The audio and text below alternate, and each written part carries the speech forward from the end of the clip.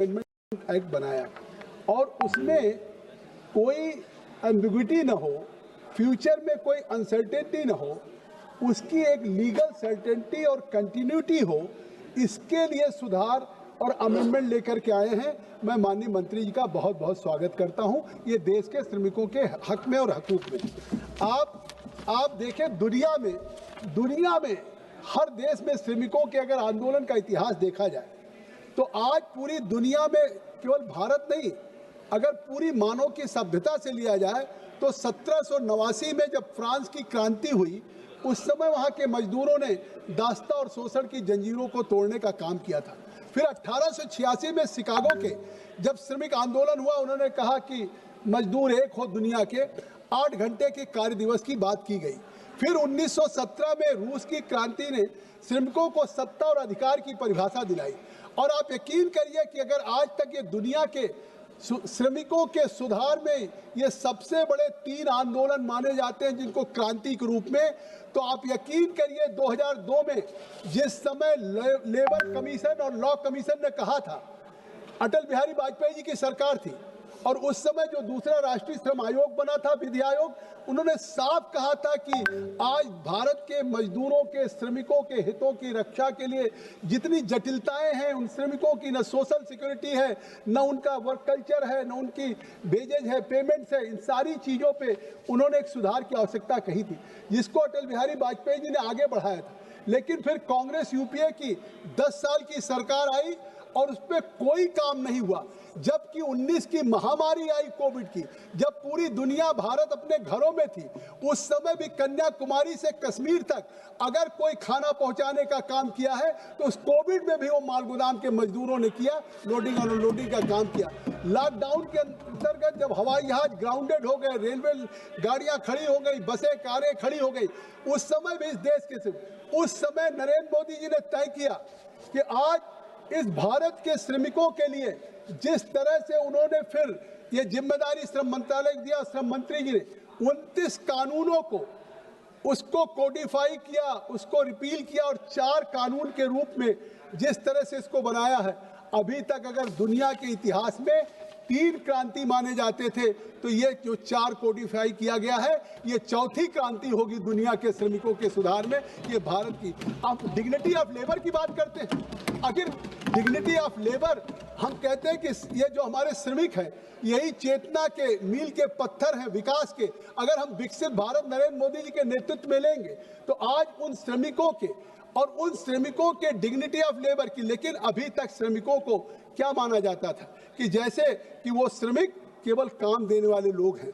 वो अपने पूरे विश्वास के साथ कह सकता हूं कि जो आज ये श्रम संहिता है, आने वाले इतिहास में ये श्रमिक हित में एक नई आधुनिक संतुलित क्रांति के रूप में देखा जाएगा। इसके लिए मैं बहुत बहुत बधाई देना चाहता हूँ। आज श्रमिकों को जो केवल अपनी मेहनत बेचने वाला व्यक्ति माना जाता था, आज उसको जिस तरीके से एक अवसर दिया है, मैं कहना चाहता हूँ कि इसमें क्यों कन्फ्यूजन कर रहे हैं। आखिर हमारी दीदी भी बोल रही थी, दीदी आप तो इतना पढ़ती हैं, हर बिल पे बोलती हैं, क्या एम एंड ऑब्जेक्ट है?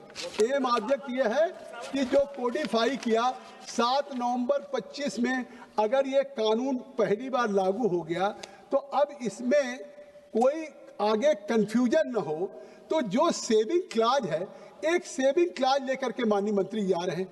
केवल संशोधन इसलिए, और वो सेविंग क्लाज इसलिए लाया जा रहा है कि जब पुराने कानून सब रिपील किए, नया कानून ला रहे हैं, एक ट्रांजिशन फेज होता है। आपके बराबर में श्रमिक नेता बैठे हुए हैं हमारे अरविंद सावंत जी, तो उस ट्रांजिशन फेज में उन श्रमिकों के हकों के हकूक की हिफाजत और उसको उनके हितों की रक्षा करने के लिए, उनके अधिकारों की रक्षा करने के लिए, सोशल सिक्योरिटी की रक्षा करने के लिए, वर्कर्स के रिप्रेजेंटेटिव कि उनकी कहीं खत्म हो, इसलिए इस कोड को नोटिफाई किया जा रहा है, इसलिए इसको इम्प्लीमेंट किया जा रहा है। और ये मुझे लगता है कि स्वतंत्र भारत में सही मायने 1947 से जो श्रम कानून लागू थे, किस तरह से हमारे उन आंदोलनों में श्रमिकों की लड़ते, कितने श्रमिकों ने अपनी जान दे दी। लेकिन आज जो नया फ्रेमवर्क है, कंपनी अभी नाम लिया था हमारे निशिकांत दुबे ने कि मतलब चलती हुई फैक्ट्रियां रुक गई। और आज जिस तरीके, तो इस नए फ्रेमवर्क में जो हमारा है इसको ओरिजिनल बिल में हम सेविंग क्लाज को लागू करेंगे और इसमें कोई कंफ्यूजन ना हो, चारों कोड हमारे वैलिड हो, वर्कर्स के राइट पे कोई उंगली ना उठ सके। मैं समझता हूं अगर legal term mister Premachandran, if you should have patience, so I can say in only one sentence कि only this amendment will provide a statutory background to the labour। तो अगर हम लीगल फ्रेम में स्टैट्यूटरी बैकग्राउंड अगर हम श्रमिकों को देने जा रहे हैं तो इसका तो आपको स्वागत करना चाहिए। आप हमेशा श्रमिकों की बात करते हैं। आखिर 2020 के पहले भी पेमेंट की डिफिनीशन क्या थी, कितना डिफिनीशन दिक्कत थी। कभी कोई चाहे एम्प्लॉयर पेमेंट कम दे, अधिक दे, निकाल दे। आज गीग वर्कर की बात हो रही है, चाहे सोशल इकोनॉमी में या जिस तरीके से। मैं तो कहता हूं श्रम मंत्री जी को, नरेंद्र मोदी जी के नेतृत्व में पहली बार चाहे गीग वर्कर हो, रेलवे माल गोदाम के हमारे श्रमिक हो, चाहे वो हमारे सेल्स करने वाले हो, उन सब लोगों को जो अनस्किल्ड भी है, अनस्किल आपके मथाड़ी जो गोदी पे काम करने वाले हैं, उन श्रमिकों के हितों को इस 4 कोडिफाई करके उनके हितों की रक्षा करने का काम इस सरकार ने किया है। आप आइए, हम आपको समझा देंगे। ये केवल कानूनी परिवर्तन नहीं है, ये सामाजिक चेतना का परिवर्तन है। और ये आप यकीन करिए कि जो ये स्वतंत्र भारत में सबसे बड़ा परिवर्तन हो रहा है, ये चाहे हमारे इन चारों कोड को जो बदला गया है, इसके पीछे सोच क्या है? इसके पीछे सोच है कि एक हमारे श्रम कानून जो थे उसकी जगह पे एक यूनिफॉर्म डिफिनीशंस हो, एक डिजिटल कंप्लायंस हो, एक सिंप्लीफाइड रजिस्ट्रेशन हो, जिससे कि श्रमिकों के लिए नहीं just it is my beginning only. हाँ, ये तो अभी बिगिनिंग ही है। तो इसलिए मैं कह रहा हूँ कि आज ये इतना महत्वपूर्ण है कि देश के श्रमिकों में आवाज जानी चाहिए कि आज इतना बड़ा काम मोदी जी की सरकार कर रही है कि आज उनके ऑक्यूपेशनल सेफ्टी के लिए, हेल्थ के लिए, वर्किंग कंडीशंस के लिए किस तरह से स्पष्टता से कानून बनाया है। अगर 2020 में आप देखें कि सुरक्षित कार्यस्थल हो, उसको भी कानूनी अधिकार दिया है। ऑक्यूपेशनल सेफ्टी हो, हेल्थ हो, वर्किंग कंडीशन हो, या हमारे कोड ऑन सोशल सिक्योरिटी पे 2020 में किसको दिया? आपने पढ़ा अरविंद जी, दीदी आपने कभी पढ़ा कोड ऑन सोशल सिक्योरिटी 2020? उसमें किसको दिया है? गीग वर्कर्स को दिया है, गीग वर्कर्स को दिया है, प्लेटफॉर्म वर्कर्स को दिया है। सॉरी, मैं वो मुझे टोक रहे थे। तो मैं कहना चाहता हूं कि इस सदन ने बड़ी चिंता किया। अधिष्ठाता महोदय, ये सदन बहुत चिंता कर रहा था।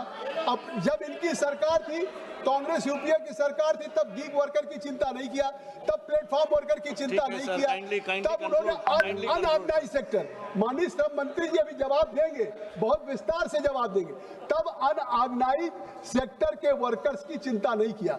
अरे हम भी जुड़े हुए हैं, कई श्रमिक संगठनों से मैं जुड़ा हूं, मैं भी श्रमिक। और आज मैं कहना चाहता हूं कि अगर 2020 का कोड ऑन सोशल सिक्योरिटी पढ़िए तो एक कानून नरेंद्र मोदी जी की सरकार ने केवल गीग वर्कर के लिए बनाया है, अनऑर्गेनाइज्ड सेक्टर वर्कर्स को बनाया है, प्लेटफॉर्म वर्कर, जो देश के जिनके लिए अभी तक कोई श्रमिक कानून नहीं था, जो not cover under the wages act. ऐसे लोगों को पहली बार उन श्रमिकों के हकूक की हिफाजत के लिए, उन श्रमिकों के हितों की रक्षा के लिए पहली बार इस तरीके जो 4 कानून बनाए, स्पष्टता है। आप देख लीजिए। और नहीं, मैं sir you have exceeded your time sir. Thank you sir. मुझे समय देने के लिए